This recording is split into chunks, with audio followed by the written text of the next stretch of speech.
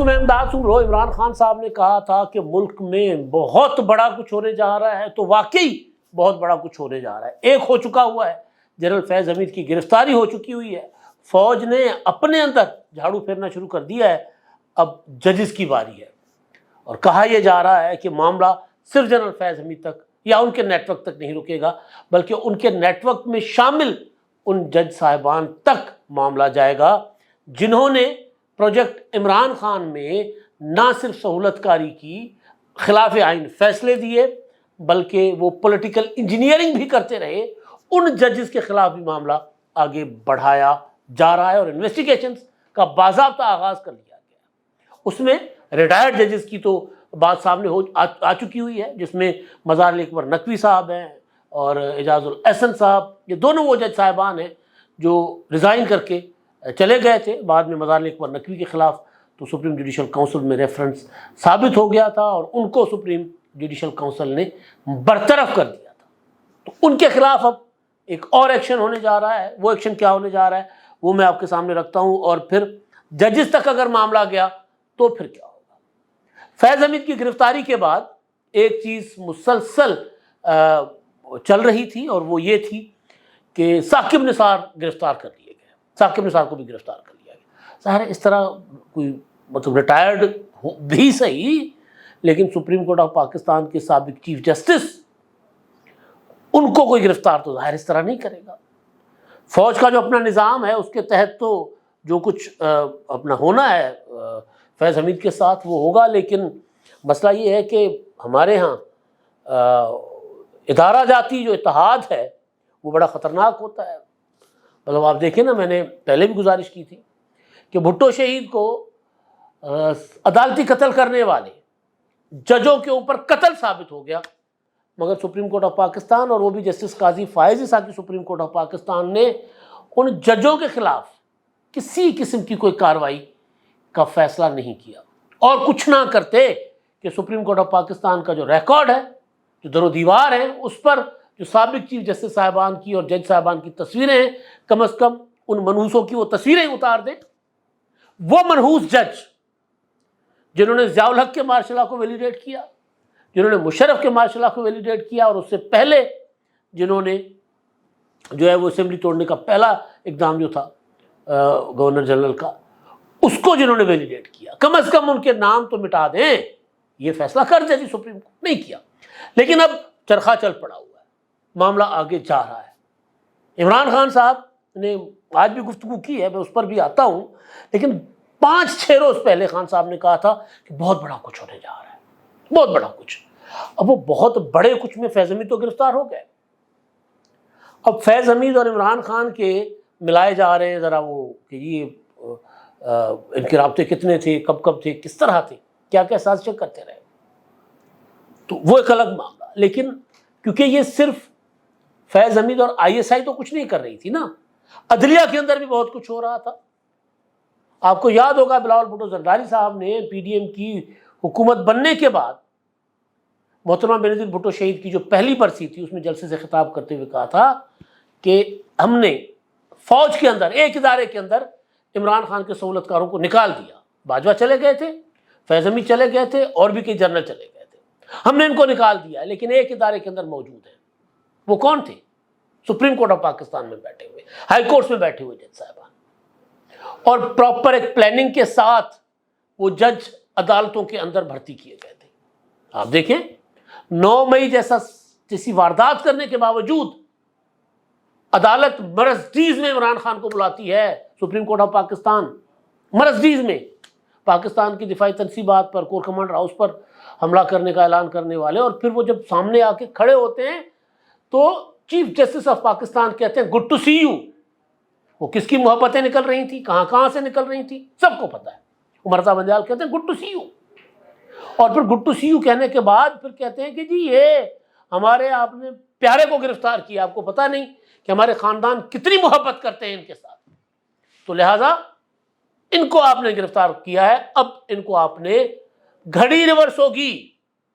گھڑی ریورس 8 فروری کے حوالے سے بھی ہوئی ہے نا، مخصوص نشستوں پر گھڑی ریورس ہوگی، یعنی 9 مئی کو جس گھڑی جس جگہ سے عمران خان کو گرفتار کیا گیا تھا اس جگہ لے جائیں، یعنی 9 مئی دوبارہ ہو اس جگہ لے جائیں، اور وہاں سے پھر وہ جو ڈائری روم میں عمران خان صاحب کی انٹری شنٹری ہو رہی تھی وہ ہوگی، اور اس کے بعد عمران خان کو دوبارہ عدالت میں پیش کریں گے، گھڑی چینج ہوگی، ریورس ہوگی، جج بدلیں گے، جج وہ نہیں ہوں گے جنہوں نے عمران خان صاحب کی گرفتاری کو جائز قرار دیا تھا، جج چینج ہو گئے، جج چینج ہو گئے۔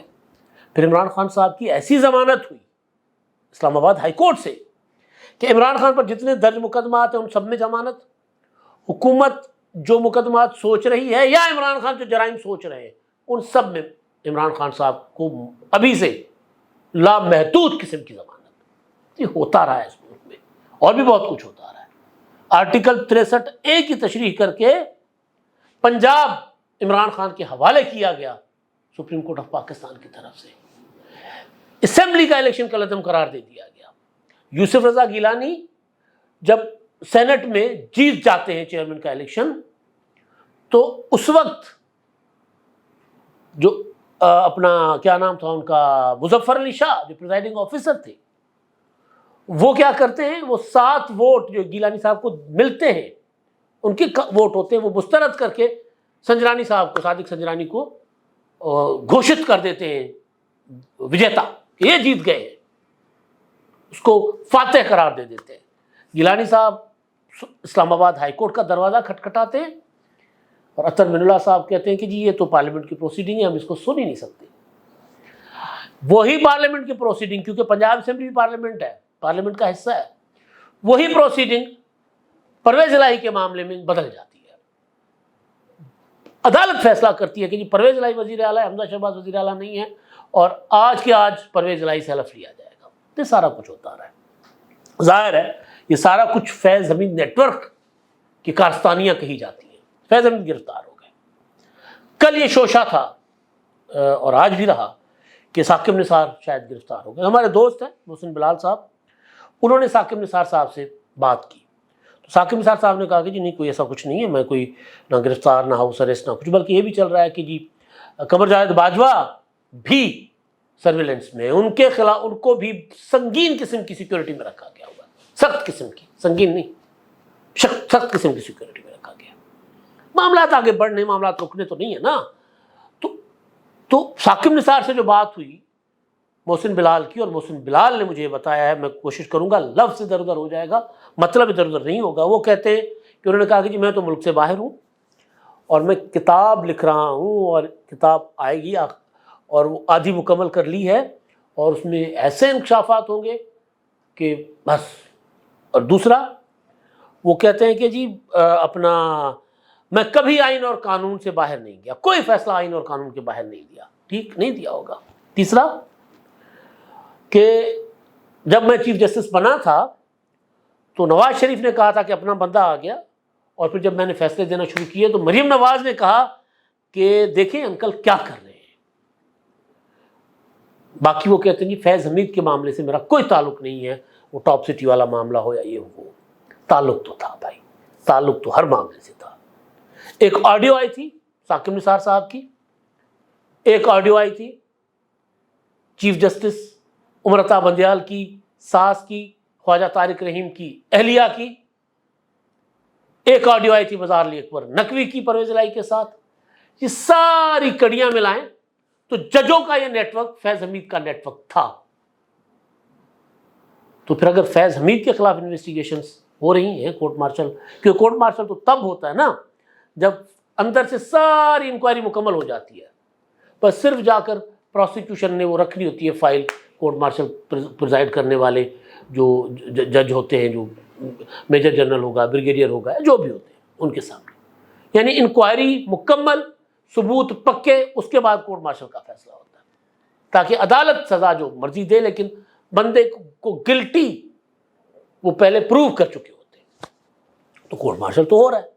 اب یہاں مسئلہ یہ ہے کہ اب تو بڑی مداخلت کی باتیں ہو رہی ہیں، لیکن ثاقب نثار کے متعلق جو انکشاف کیا تھا جسٹس رانا شمیم نے کہ جی ثاقب نثار اپنی مرضی کی بینچ بنوا رہے تھے نواز شریف اور مریم نواز کے معاملے میں، ان کے ہاں گلگت بلتستان میں بیٹھ کے، جب وہ گلگت بلتستان کے چیف جج تھے، یعنی رانا شمیم صاحب، ان کے پاس ہی بیٹھے ہوئے تھے, وہاں سے فون کر کے انسٹرکشن دے رہے تھے کہ جی اسلام آباد ہائی کورٹ کا اس طرح کا جج ہونا چاہیے. انہوں نے جب وہ انصاف کیے, چٹھی شٹھی لکھی, اطہر من اللہ صاحب نے اس کو نوٹس لے لیا اور بلایا, معافی منگوائی. اور اطہر من اللہ صاحب جب چیف جسٹس تھے اسلام آباد ہائی کورٹ کے تب کا واقعہ ہے, اور اطہر من اللہ صاحب نے کہا کہ عدالت میں کوئی مداخلت نہیں کر سکتا. کسی نے اسلام آباد ہائی کورٹ میں مداخلت نہیں کی اور نہ کسی میں ہمت ہے. لیکن پھر 6 جج صاحبان کا خط جب آیا تو اطہر من اللہ نے کہا کہ ہاں مداخلت ہوتی ہے. پلٹ گئے, معاملہ الٹا ہو گیا. ہوتا ہے, ٹھیک ہے, اور یہ غلط ہے کہ مداخلت نہیں ہوتی. اطہر من اللہ صاحب کا پہلا جو فیصلہ تھا وہ غلط تھا. بعد میں اطہر من اللہ صاحب ان جج صاحبان کے ساتھ کھڑے ہو گئے کہ جی اسٹیبلشمنٹ ISI وغیرہ مداخلت کر رہی ہے مقدمات میں, تو بالکل ٹھیک کیا. پہلے اطہر من اللہ صاحب نے غلط کیا. لیکن مسئلہ یہاں پر یہ ہے کہ بھائی ہر بار ضمیر جو ہے وہ ایک خاص طرح سے کیوں جاگتا ہے, خاص پولیٹیکل پارٹی کو فائدہ اس کا کیوں ہوتا ہے؟ سوال تو اپنی جگہ ہے. میں گزارش یہ کر رہا تھا کہ یہ جو نیٹ ورک تھا, اس نیٹ ورک میں جو سابق جج صاحبان ہیں ان کے متعلق تو انویسٹیگیشن شروع ہو گئی ہے. میں سابق ججوں کی بات کر رہا ہوں. مزار اکبر نقوی کے اوپر تو وہ اپنا کیا نام ہے ان کا, میاں داؤد, جنہوں نے ان کے خلاف ریفرنس دائر کیا تھا, پلاٹ والا معاملہ, پلاٹ کس طرح انہوں نے ہتھیایا, کس طرح 2 نمبری کی, وہ سارا کچھ ثابت ہو گیا تھا نا. تو انہوں نے تو نیب میں ان کے خلاف درخواست کہ ان کو گرفتار کریں, ان کے خلاف انویسٹیگیشن کریں, اور ان کے اثاثات انہوں نے چھپائے ہیں اس معاملے پر. ایک تو وہ ادھر جا رہے ہیں.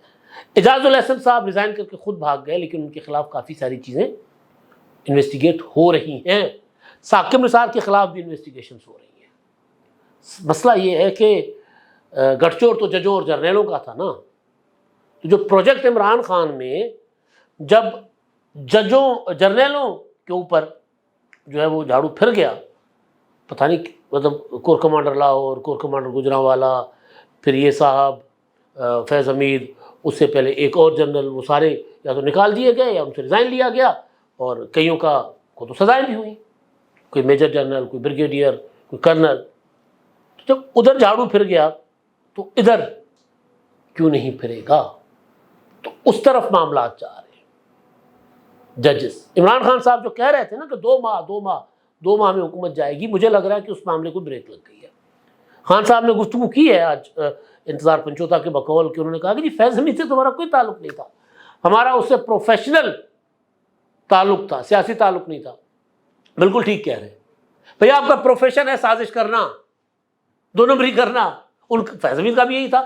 آپ کا واقعی پروفیشنل تعلق تھا. سیاست تو آپ کر نہیں رہے تھے نا, تو 2 نمبریاں کر رہے تھے. فیض حمید کو میں نے پچھلے ویلاگ میں گزارش کی تھی نا کہ PTI نے اس سے لا تعلقی کا اظہار کر لیا. تو خان صاحب کی گفتگو سے بھی آ گیا کہ فیض حمید تو ہمارا تھا ہی نہیں. فیض حمید کو انہوں نے ٹشو کی طرح استعمال کر کے اپنی طرح سے پھینک دیا. اب جب فیض حمید سے لا تعلقی کریں گے, فیض حمید تو کہیں گے نا ہم تو ڈوبے ہیں صنم, تم کو بھی لے ڈوبیں گے. تو عمران خان صاحب جیل میں تو ہے, مزید پھر فیض حمید کی جو گواہیوں کی وجہ سے مزید پھنس سکتے ہیں. تو معاملہ 2 ماہ میں حکومت ختم کرنے والی باتیں, وہ اب اس پر عمران خان صاحب سوچ سمجھ کر بات کریں گے, کیونکہ معاملہ صرف اب جرنیلوں کی طرف نہیں ہے, ججوں کی طرف. میں ریٹائرڈ جج کہہ رہا ہوں, ابھی بھی سابق جج, ان کی طرف بھی جا رہا ہے. اس کے بعد بات نکلے گی تو پھر دور تلک جائے گی, کہاں تک جاتی ہے. اب تک کے لیے اتنا ہی. اللہ حافظ.